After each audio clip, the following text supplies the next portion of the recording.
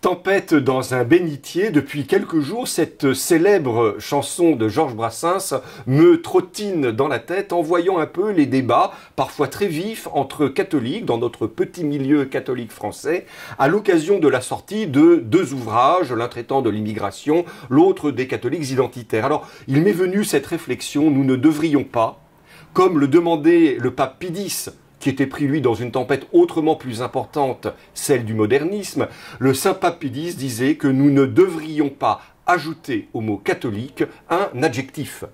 Catholique traditionnaliste, catholique identitaire, catholique progressiste, catholique ceci ou cela, à chaque fois que nous ajoutons un adjectif, dans le fond, nous voulons nous démarquer des autres catholiques, nous atteignons l'universalisme, l'universalité du mot même catholique, et par ailleurs il peut s'y glisser, je le crains bien souvent, une volonté de rejeter celui pour lequel je ne mettrai pas le même adjectif, de ne pas accepter que dans le catholicisme il puisse y avoir des tendances, des mouvances.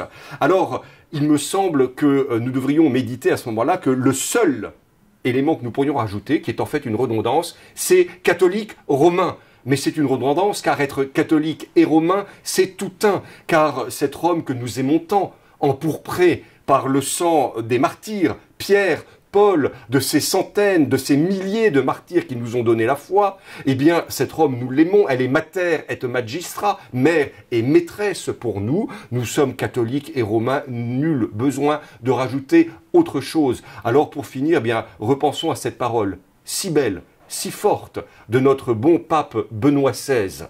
Nul n'est de trop dans l'Église catholique.